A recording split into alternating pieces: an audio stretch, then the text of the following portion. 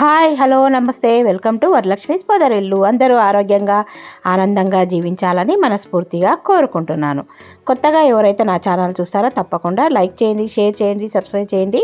పక్కనున్న bell icon నొక్కితే నేను పెట్టే ప్రతి వీడియో నోటిఫికేషన్ రూపంలో వస్తుంది. గుడ్ మార్నింగ్ అందరికీ. పొద్దున్నే కాఫీ తాగుకుంటూ గార్డెన్ వంక చూస్తే బోలెడన్ని కాకరకాయలు కనిపించాయండి. చూడండి ఎన్ని కాకరకాయలు. మా వారిని పిలిచి కాకరకాయలు తెంపండి, చాలా ఉన్నాయని, కొన్ని పండైపోతున్నాయి అని అంటే ఇంకా నిచ్చెన వేసుకొని ఆయన కాకరకాయలు తెంపుతున్నారు. చూడండి మా చిన్న తోటలో, చిన్న గార్డెన్లో, మినీ గార్డెన్లో ఒక కుండీలో కాకర చెట్టు దానంతకదే మొలిచింది. చూడండి చక్కగా పెద్ద పెద్ద కాకరకాయలు. ఇప్పటికన్నీ చాలా కాకరకాయలన్నీ బాగా కాస్తున్నాయి. ఈ కాకరకాయలన్నీ తెంపుకొని ఈరోజు వ్లాగ్ వచ్చేసి నెయ్యి చేయాలి, అలాగే మైసూర్ బజ్జీ, అలాగే మష్రూమ్ పులావ్ చేసుకుంటున్నాం మనం. ఇప్పుడు ఈ కాకరకాయలు చూడండి ఎంత బాగున్నాయో కదా. మీకు నచ్చిందా? నచ్చినట్టయితే తప్పకుండా లైక్ చేయండి, షేర్ చేయండి, కామెంట్ పెట్టండి, సబ్స్క్రైబ్ చేసుకోండి. అందరూ చూస్తున్నారు, లైక్స్ ఎవరు ఇవ్వడం లేదు. తప్పకుండా లైక్ చేశారని అనుకున్నాను. కట్ చేస్తే ఇప్పుడు కిచెన్లోకి వచ్చేసాం. చూడండి ఇవి 2 డబ్బాల నిండా మీగడ అండి. నేను ప్రతి నెల పాల మీద మీగడనే ఇలాగా స్టోరేజ్ చేసి, ఇది 2 months దండి. వెన్న తీసి నెయ్యి కాచుకుంటాను అన్నట్టు. ఇది డీఫ్రాస్ట్లో పెట్టుకుంటే ఎలాంటి వాసన లేని మీగడ తయారవుతుంది. చూడండి ఈ మీగడని రాత్రే బయట పెట్టానండి, పొద్దున గట్టిగా ఉంటుందని. ఇప్పుడు నెయ్యి చేస్తున్నాను. ముందుగా ఒక మిక్సీ జార్ తీసుకొని ఈ మీగడను సగం వరకు వేసుకొని ఫ్రిడ్జ్ వాటర్ పోసి మిక్సీ చేసుకోవాలి. చూడండి మా ఫ్రిడ్జ్లోని చల్లటి వాటర్ పోసుకుంటే మీగడ అనేది గట్టిగా వస్తుంది, వెన్న అనేది. మీలో ఎంతమంది ఇలా చేస్తారో నా కామెంట్ సెక్షన్లో తెలియజేయండి. ఇది పాల మీద మీగడని నేను స్టోరేజ్ చేసుకుంటున్నానండి, ఎలాంటి వాసన కూడా ఉండదు. ఇప్పుడు మన ఫ్రిడ్జ్లో నుంచి వాటర్ పట్టుకుంటున్నాను. చూడండి పొద్దున్నే ఇలాంటి పనులు పెట్టుకుంటాను. సండే అంటే చాలామందికి ఎంజాయ్ చేస్తారు, కానీ సండే అంటే నాకు గార్డెన్ పని ఉంటుంది, ఇంట్లో క్లీనింగ్ సెక్షన్ ఉంటుంది, అలాగే ఇలాంటివి నెయ్యి కానీ ఇంకేమన్నా పొడులు కానీ చేసుకున్న పని పెట్టుకుంటాను.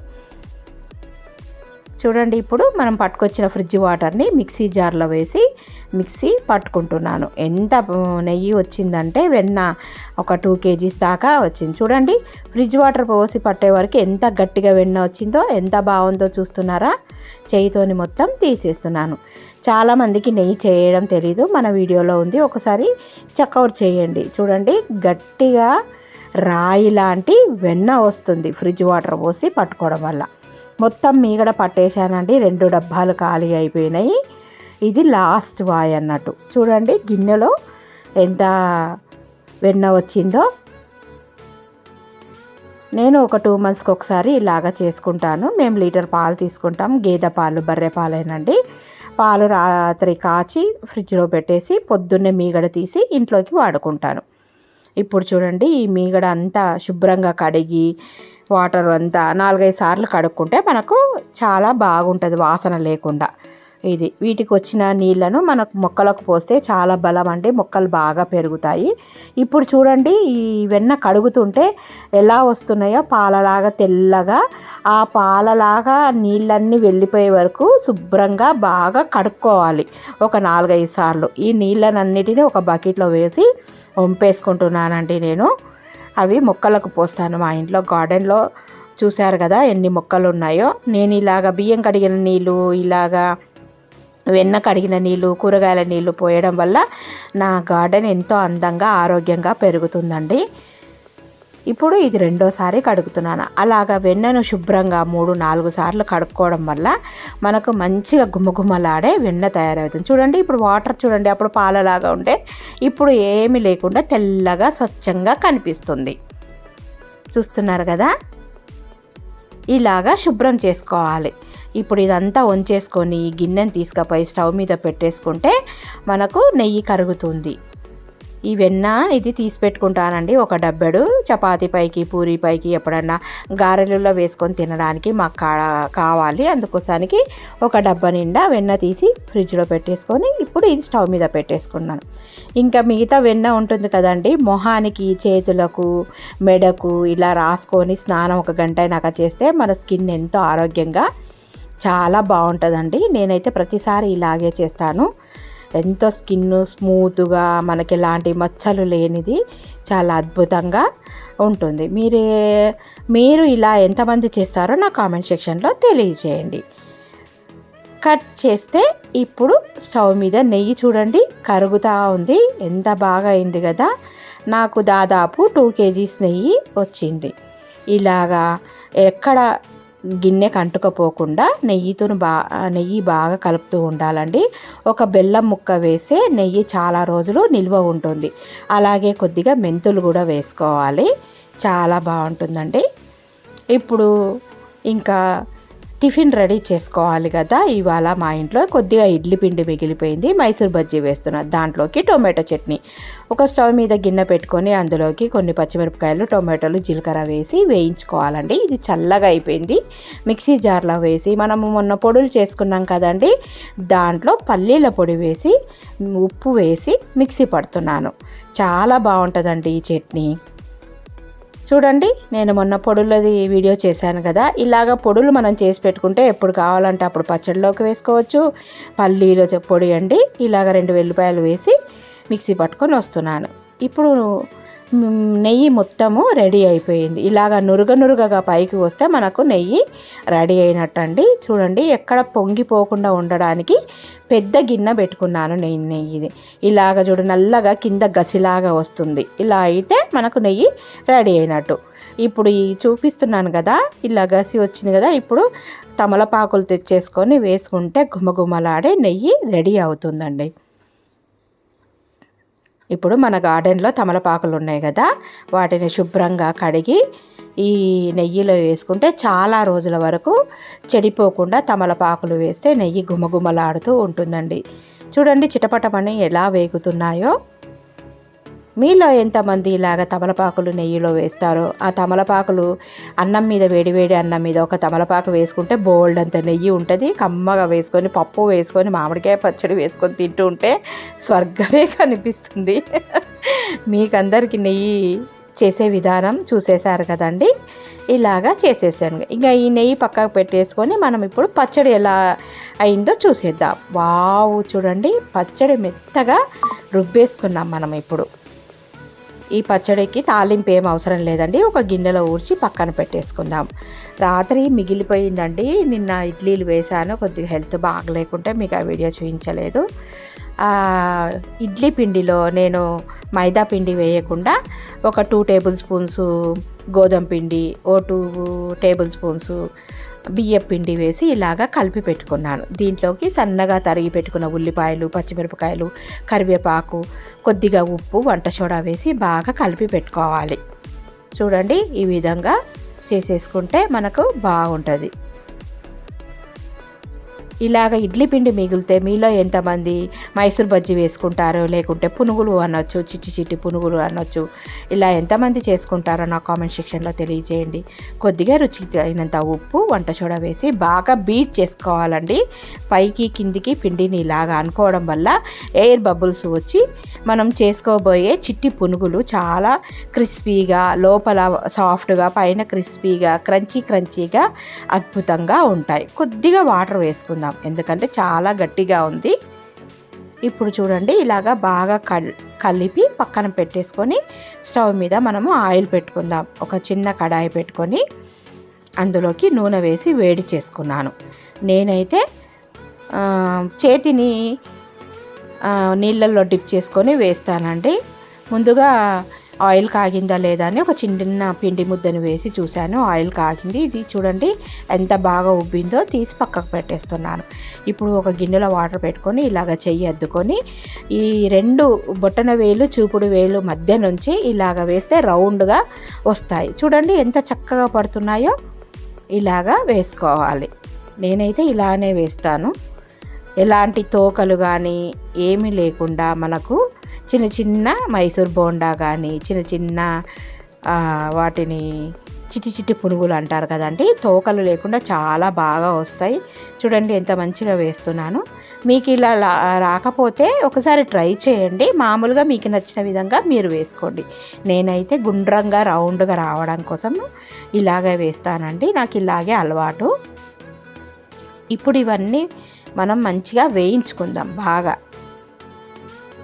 ఒక్కసారి మనం మళ్ళీ హ్యాండ్ వాష్ చేసుకొని ఇలాగా తిప్పేసుకొని గరిటెతోని 2 వైపులా గోల్డెన్ బ్రౌన్ కలర్ వచ్చే వరకు బాగా కాల్చుకోవాలి. ఇవి చాలా బాగుంటాయండి. చిన్న చిన్న చిట్టి చిట్టి మైసూర్ బోండా లేదా పునుగులు అని అంటారు. వీటికి టొమాటో పచ్చడి అయితేనే బాగుంటుంది కాంబినేషన్. ఇంట్లో చాలా రకాల పచ్చళ్ళు ఉన్నాయి, కానీ మళ్ళీ మనం ఇలాంటి టిఫిన్స్ చేసినప్పుడే తప్పకుండా చట్నీ మాత్రం కంపల్సరీ అవసరం కదా. మీలో ఎంతమంది ఇలా చేస్తారో నా కామెంట్ సెక్షన్లో తప్పకుండా తెలియజేయండి. ఇప్పుడు బోండాలు చూడండి ఎలా వేగిపోయినాయో, భలే కనిపిస్తున్నాయి కదా కలర్ఫుల్గా. ఇవన్నీ వేయించి పక్కకు పెట్టేసుకుందాం. ఇప్పుడు చూడండి మనం ఇలా వేసుకోవడంలో ఎక్కడ ఎలాంటి తోకలు లేకుండా ఎంత బాగా వచ్చాయో. ఇప్పుడు మామూలుగా ఇలాగ వేస్తున్నాను. ఇప్పుడు చూడండి ఆ బోండాలకు ఈ బోండాలకు ఎంత తేడా కనిపిస్తుందో. ఇలా మామూలుగా వేయడం వలన అక్కడక్కడ తోకల్లాగా ఇలాగ పొడవుగా మనకు ఈ బోండాలు కనిపిస్తాయి. వెడల్పుగా కూడా అయిపోతాయి ఇట్లా అప్పచ్చుల్లాగా. అదే మనము 2 ఉంగరం వేలు అలాగే బొటన వేలు మధ్యన ఇలాగ హోల్స్ నుంచి వేస్తే రౌండ్గా పడతాయి. చూడండి ఎన్ని తోకల్లాగా కనిపిస్తున్నాయో. ఇలా రాకుండా ఉండాలంటే మైసూర్ బజ్జీ ఫస్ట్ నేను ఏ విధంగా చెప్పానో ఆ విధంగా ఒకసారి ట్రై చేయండి. ఇప్పుడు ఈ బోండాలు కూడా అన్నీ వేగిపోయినాయండి. ఎంత బాగుందో కదా. ఈరోజు మన టిఫిన్ మైసూర్ బజ్జీ అలాగే చిట్టి పునుగులు టొమాటో పచ్చడి. ఇది టిఫిన్ అంతా రెడీ అయిందండి. ఇప్పుడు నేను స్నానం చేసేసి వచ్చి మధ్యాహ్నానికి మనము ఈరోజు సండే స్పెషల్ పులావ్ చేసుకుందాం. మష్రూమ్ పులావ్ చూడండి, లోపల సాఫ్ట్గా పైన క్రంచీగా మనం వేసుకున్న ఉల్లిపాయలు అలాగే పచ్చిమిరపకాయలు ఇవన్నీ పంట కింద తగులుతూ ఉంటే చాలా అద్భుతంగా ఉంటుంది. ఒకసారి ట్రై చేయండి నేను చెప్పిన విధంగా. ఇప్పుడు మనం టిఫిన్ లాగించేద్దాం. ఓకే,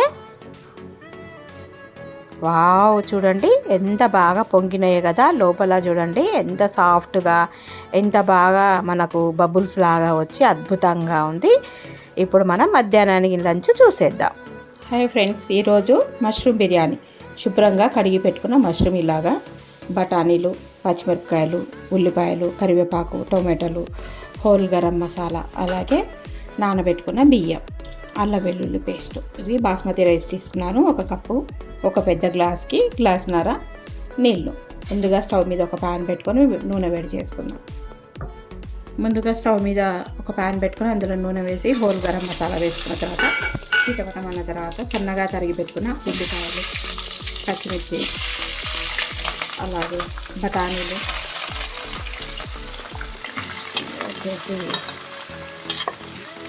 మష్రూమ్స్, టొమాటోలు ఇవన్నీ బాగా వేయించుకుందాం.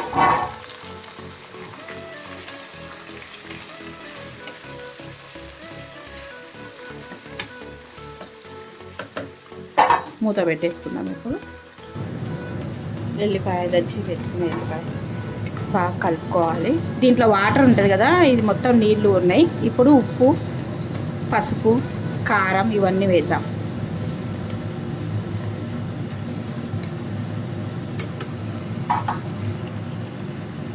పసుపు, అల్లం,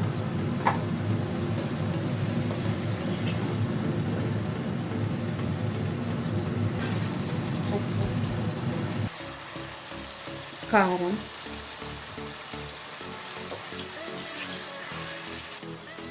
ధనియా పొడి,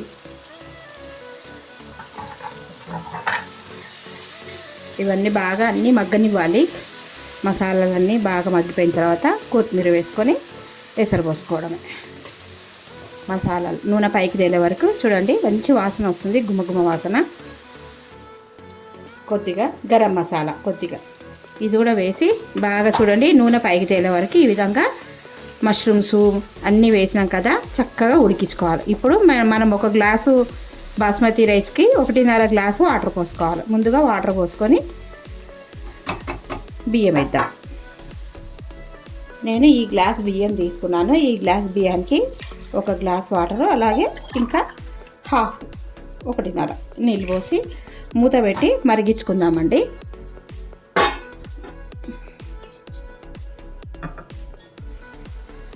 ఎసురు మరుగుతుందండి. ఇప్పుడు కడిగి పెట్టుకున్న బాస్మతి రైస్ వేసేద్దాం. ప్లెయిన్ రైస్తో కూడా చేసుకోవచ్చు, మన ఇష్టం. నేనైతే ఫ్లేవర్ బాగుంటుంది అనే ఉద్దేశంతో, బిర్యానీ అంటేనే బాస్మతి రైస్ కదండి. ఇప్పుడు కలిపి మూత పెట్టేసుకుందాం. సిమ్లో పెట్టుకేసుకొని మూత పెట్టేసుకుందాం. ఇప్పుడు పులావ్ ఎలా అయిందో బిర్యానీ, వావ్ చూడండి, మష్రూమ్ బిర్యానీ దగ్గర పడిందండి. ఒకసారి కలిపి, వావ్ చూడండి బాస్మతి రైస్ ఎలా ఉంది, పుల్లలు పుల్లలుగా ఇలా ఉండాలి. ఇంకా కొద్దిగా ఎసరు ఉంది. సిమ్లో పెట్టేసి కొత్తిమీర జల్లేసి, ఆల్రెడీ తాలింపులో కొద్దిగా కొత్తిమీర పైన వేసాను, అది క్లిప్ మిస్ అయిందండి.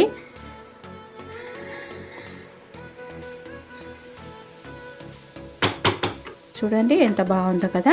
మనకు ఒక ఇలా పట్టుకొని చూస్తే ఉడికింది. ఇప్పుడు ఈ తడి ఉంది కదా, ఇంత ఇప్పుడు కొత్తిమీర చల్లేసుకొని మూత పెట్టేసుకొని సిమ్లో పెట్టేసుకుంటే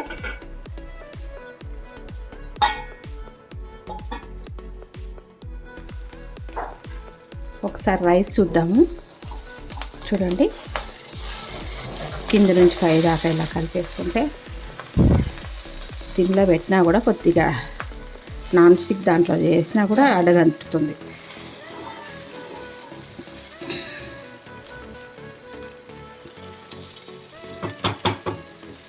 ఈరోజు డైలీ వ్లాగ్స్లో ఇదండి మష్రూమ్ బిర్యానీ, అలాగే మైసూర్ బజ్జీ, నెయ్యి. మీకు ఈ వీడియో నచ్చినట్టయితే తప్పకుండా లైక్ చేయండి, షేర్ చేయండి, కామెంట్ పెట్టండి.